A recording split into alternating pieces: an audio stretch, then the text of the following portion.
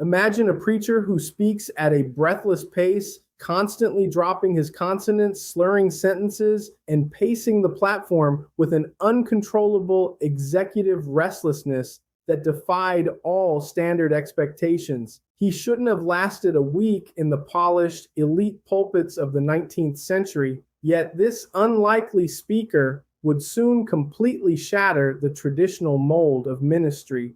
But for this episode of Preachers Who Defied Their Limits, we are diving into the life of D.L. Moody, a man whose unique personal journey redefined faith.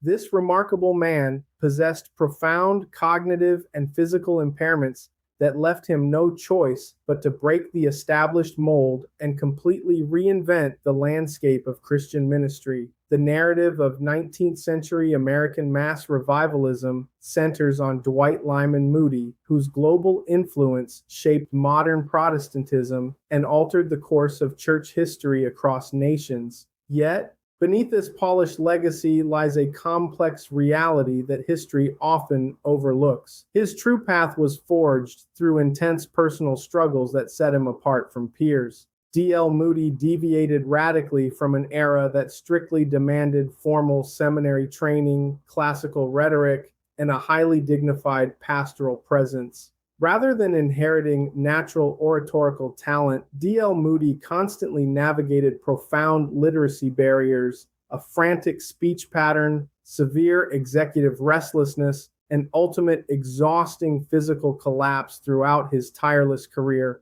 Contemporary clinical understandings map these deficits to a neurodivergent profile, specifically dyslexia and ADHD, intertwined with a compulsive workaholism that drove his daily schedule to extreme limits. Crucially, these cognitive and physical limitations acted as structural catalysts for immense innovation. His unique mind forced him to seek entirely new ways of operating outside traditional systems. Locked out of the established ecclesiastical machinery, D.L. Moody built an accessible, non-denominational paradigm that welcomed ordinary people who felt excluded by the elite religious establishment. His historical legacy emerged not despite his brokenness, but because his limitations forced him to completely revolutionize Christian ministry and change the evangelical world forevermore.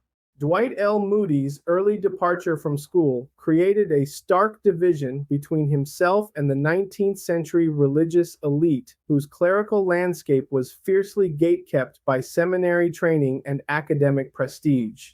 This scholastic deficit transformed into an advantage within a rapidly industrializing society. While traditional ministers delivered intellectually rigid treatises that alienated the working class, his mind approached the gospel through practical survival. His outsider status bypassed aristocratic pretense, connecting directly with ordinary citizens. Critics harshly condemned his blunt New England accent, trailing consonants, and flawed syntax, which sounded like a rough-hewn merchant. To exhausted factory hands and immigrants, elite high church elocution represented oppressive societal structures. Dwight L. Moody's linguistic imperfections became an accidental badge of authenticity that resonated deeply with the urban working class. By speaking the rapid language of the marketplace, his unpretentious dialect signaled companionship rather than judgment, dismantling barriers between the institutional church and ordinary citizens who felt entirely left out. Lacking formal divinity training, Dwight L. Moody rejected abstract theology and denominational dogma. Unable to engage in sectarian debates, he utilized simple, emotional storytelling and everyday anecdotes to communicate biblical principles. This narrative approach democratized his message, while complex, dogmatic formulas excluded the uneducated. Relatable stories bypassed intellectual barriers, allowing theological novices to grasp his intent as easily as elite church wardens. Dwight L. Moody's limited scholastic background narrowed his focus exclusively to the plain English Bible, completely bypassing academic historical critical commentaries that other theologians relied upon so heavily during his era. While theologians frustratedly criticized this unvarnished literalism as dangerously simplistic, it provided immense clarity to his audiences. Stripped of historical caveats, his unfiltered message offered an easily memorable framework. His astonishingly fast-speaking pace frequently surpassed 200 words per minute, causing sentences to run together and words to slur, drawing sharp, continuous rebukes from contemporary elocution experts. This hyper-rapid delivery mirrored an underlying cognitive processing style favoring speed over meticulous structure. His mind raced at a frantic tempo his voice could not match, creating an infectious energy. For audiences, this frantic momentum generated an urgent sense of immediate life or death. Projecting his voice to crowds exceeding 10,000 without electronic amplification demanded massive, exhausting physical exertion. This extreme vocal strain caused chronic hoarseness and a raspy, broken delivery that critics condemned. Yet this failing register added an unintended layer of dramatic tension to his powerful messages. Audiences did not see a detached professional delivering a practiced monologue. They witnessed a man physically spending his body for their benefit. This raw, somatic vulnerability broke through deep public cynicism. His visible exhaustion and broken delivery transformed a severe vocal impairment into an undeniable testament of absolute sincerity, permanently cementing his profound impact on 19th century mass revivalism. Dwight L. Moody's transition from rural poverty to urban centers exposed him to stark sociological barriers within the established church that separated the wealthy from the poor. The 19th century religious landscape was stratified along class lines, with wealthy congregations requiring pew rentals and compliance with bourgeois aesthetics that inherently excluded the destitute from worship. Moody realized these ecclesiastical structures preserved social status rather than fostering democratic access. Experiencing this displacement, he recognized that the cultural layout of standard churches deterred the working class. To reach these marginalized populations, Moody explicitly rejected the expectations of the religious establishment, stripping away social hierarchy to ensure the unchurched felt structurally and emotionally welcomed. Bypassing conventional pulpits was a structural necessity born of Moody's lack of credentials and church backing, which left him with very few traditional options for ministry. Lacking an ordination certificate, he was locked out of established sanctuaries, forcing him to pioneer an independent model using YMCAs, independent Sunday schools, and rented secular venues. Secular spaces provided psychological comfort. A factory hand who felt unworthy entering a Gothic cathedral experienced no hesitation walking into a plain, welcoming public municipal hall. By operating outside denominational jurisdictions, Moody avoided theological border wars. This non-denominational framework allowed him to construct a universal, streamlined operation that adapted rapidly to modern urban demands. Moody's business-like marketing and mass revival techniques generated immediate friction with ordained ministers who viewed him as an unordained maverick disrupting traditional parish order and established local customs. To traditional clergy, Moody's advanced advertising and highly orchestrated crowd control tactics felt like a vulgar commercialization of sacred matters, deeply threatening their historical understanding of the pastorate.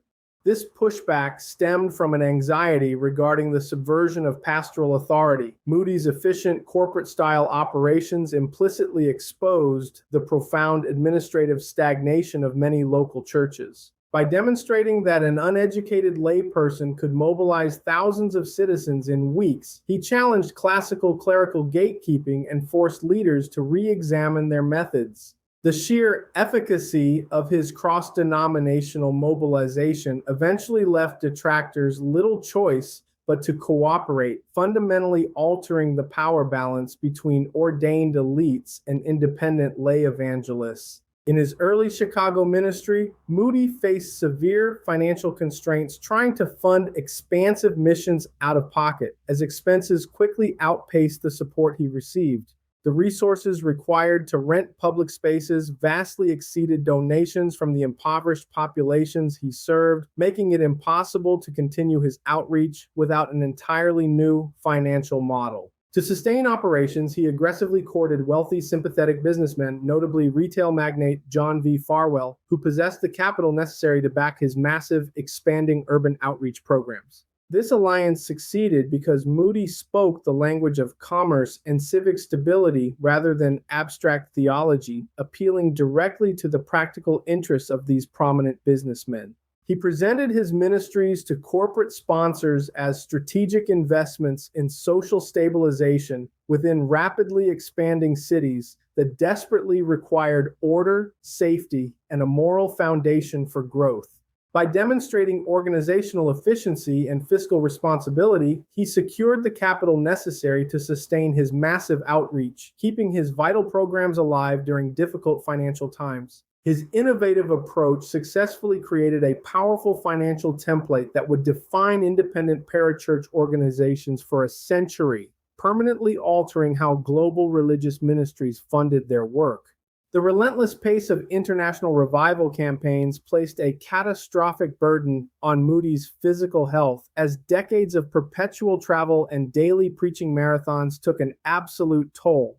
Decades of constant strain and a heavy frame culminated in progressive cardiovascular decline by the 1890s, forcing his heart to pump under conditions of constant adrenaline and high emotional stress. When his circulatory system began to fail, it forced him to frequently halt mid-sermon, exposing the fragile mortality of an evangelical engine anchored entirely to a single speaker. The inevitable climax of this physical neglect occurred in November 1899 during an exhausting campaign in Kansas City, where his damaged cardiovascular system reached a definitive breaking point. This resulted in a severe physical collapse on the platform that ended his public career. He was rushed back home to Northfield, Massachusetts, where he passed away weeks later. Moody had pushed through numerous warning signs, treating escalating physiological symptoms as spiritual tests. This dramatic removal forced his global network to immediately confront institutionalizing his life's work. Moody's intense travel schedules routinely subjected him to severe sleep disruption and absolute fatigue. Crisscrossing the Atlantic and traversing railroad networks perpetually fractured his biological rhythms throughout his career.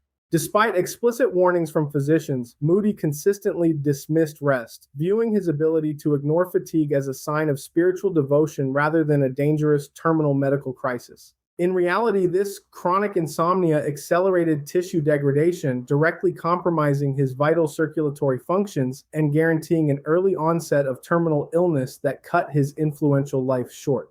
In his later years, Moody struggled with profound weight gain, which compounded the strain on his failing respiratory and circulatory systems during his demanding, continuous global travel schedules. Carrying excessive weight made traveling in cramped train coaches and standing on platforms for hours increasingly excruciating and dangerous for his rapidly deteriorating health and overall physical well-being. Progressive heart failure caused decreased mobility, which in turn accelerated his weight gain. This physical bulk restricted his field of motion, transforming his once animated style into a stationary endurance test. This dramatic shift signaled that his era of mass itinerant evangelism was drawing to a close, leaving a permanent mark on the history of global Christian ministry. As Moody's international crusades surged in popularity, the logistical demands entirely overwhelmed his personal capacity, proving that a single individual could no longer manage such a massive global movement alone. Relying initially on ad hoc committees, Moody discovered that extreme popularity generated administrative paralysis, threatening to completely collapse his vast campaigns under their own immense structural weight. To prevent total collapse, he pivoted to an executive model, applying modern industrial management principles to systematize everything from crowd entry to data collection across his entire global campaign network. To mitigate personal, physical, and logistical limitations, Moody founded permanent educational institutions, including the Chicago Evangelization Society, to build a self-sustaining infrastructure for future generations. Realizing his voice would eventually fall silent due to physical decay, he built training centers to multiply labor and continue his massive outreach efforts long after he departed. equipping an army of young men and women with practical, non-denominational evangelistic skills, transformed temporary revivals into an institutionalized legacy entirely independent of his personal presence. The revival apparatus relied so fundamentally on Moody's personal charisma that a sudden illness threatened to paralyze multi-million-dollar campaigns, creating a massive vulnerability across his entire operations. To counter this profound systemic risk, Moody decentralized his public platform, relying heavily on musical director Ira Sankey to share the immense physical burden of the daily platform. Elevating sacred music shared the physical burden. If Moody's voice faltered, Sankey sustained crowd engagement, reducing total dependence on one individual and making operations highly resilient. Moody faced severe deficits integrating new converts into local parishes after his departure, as converts frequently fell through the cracks due to a massive widening cultural gulf. This deficit drove Moody to design intricate pre-campaign alliances, organizing local ministers into systematic visitation committees to immediately claim and integrate new believers into the local church community. Dwight L. Moody exhibited a baseline of physical energy that overwhelmed his contemporaries. Incapable of remaining still or focusing on static tasks, he paced constantly and fidgeted throughout his days. Evaluated through a contemporary lens, this executive restlessness strongly aligns with hyperactive impulsive ADHD. Moody countered cognitive under-arousal through perpetual motion, weaponizing his inability to tolerate stagnation.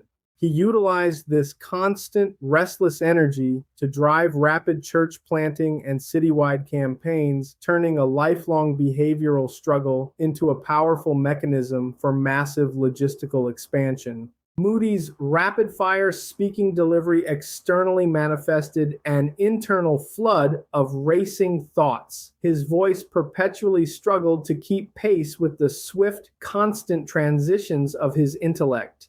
This rapid processing allowed him to synthesize massive clusters of ideas simultaneously, bypassing standard linear logic to achieve immediate, powerful conclusions during his intense public presentations. He could instantly read the emotional climate of 10,000 listeners and pivot his approach mid-sentence, adapting his delivery to match the immediate spiritual needs of his audience. When new projects captured his imagination, Moody entered periods of singular cognitive absorption. He worked continuously for days, entirely neglecting basic needs like sleep, hunger, and thirst. This hyperfixation generated immense logistical momentum in incredibly short time frames. However, because his mind ignored internal fatigue signals, this unsustainable style resulted in severe, dangerous physical depletion. Dwight L. Moody harbored a deep-seated aversion to composing long-form prose, leaving behind no handwritten books or theological treatises. He systematically avoided the pen throughout his entire ministry.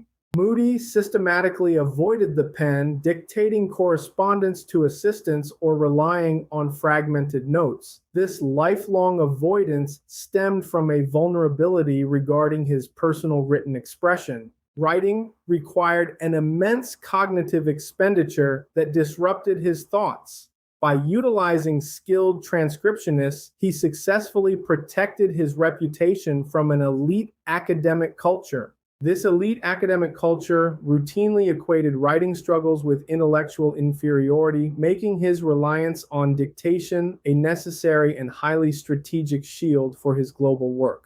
Unedited personal papers reveal a chaotic approach to written language, marked by omitted punctuation, erratic capitalization, and phonetic spelling that shocked contemporary critics. Moody frequently transposed letters and scrambled syntax, closely aligning with modern developmental dyslexia. This structural disorganization points directly to a profound phonological processing deficit. Traditional literacy pathways were highly inefficient for his mind, leaving his written text to serve as a rough, unvarnished map of his rapid spoken dialect. To bypass profound literacy barriers, Moody utilized exceptional auditory learning and verbal retention, allowing him to absorb immense amounts of information without ever reading dense texts. Instead of reading dense texts, he memorized vast biblical passages and complex theological concepts by having his trusted colleagues read them aloud to him continuously. This reliance on oral pathways transformed him into an unmatched communicator. Because his knowledge was acquired through listening, he recalled information as a powerful spoken cadence. This unique auditory storage allowed him to instantly translate complex concepts into accessible marketplace language, breaking down elite barriers for ordinary people everywhere. Moody operated within a 19th century evangelical culture that romanticized self-sacrifice, treating physical depletion as a badge of devotion, which deeply influenced his own personal views on labor. Internalizing this, he viewed leisure with deep suspicion, treating rest as a moral failure. He packed his schedule with sermons, meetings, and visits until his body collapsed. Driven by an unconscious pressure to outwork his credentialed peers, he erased personal boundaries, treating his physical frame as a machine to be driven to its limits. Whenever Moody encountered personal grief, criticism, or trauma, such as losing his church in the Great Chicago Fire, his defense mechanism was to immediately increase his operational output. He bypassed emotional processing, plunging instead into demanding global campaigns. This pattern reveals he utilized intense ministry adrenaline to outwit and outrun internal deep psychological distress. Frantic schedules provided a cognitive distraction that buried emotional wounds beneath a veneer of productivity, leaving his psychological reserves deeply fractured beneath his highly successful public exterior. This perpetual refusal to regulate stress accelerated the decline of his cardiovascular system, culminating in his fatal tragic crisis on the platform during a campaign in Kansas City. Moody's somatic collapses were predictable results of an operational style that completely ignored human biology, meaning his intense ministry became the exact mechanism that shortened his life. Dwight L. Moody's life demonstrates that our profoundest limitations can become the exact structural catalysts for our greatest contributions when we stop viewing our personal deficits as disqualifications. What personal limitations or structural barriers are you currently treating as obstacles instead of catalysts for growth? And how can you adjust your approach to leverage your unique style? Defying limits didn't start or end with D.L. Moody. Join us next week as we dive into the extraordinary life of Timothy Dwight, another leader who overcame severe physical constraints. He overcame massive cognitive constraints to completely reshape the academic and spiritual landscape of early America, proving that unique processing styles can change the course of history. If you want to keep exploring the deep historical and structural mechanics behind the figures who shaped history, make sure to subscribe to Theology today. Ensure you never miss an episode in this ongoing series as we uncover the true mechanics of leadership, resilience, and faith across generations of world changers.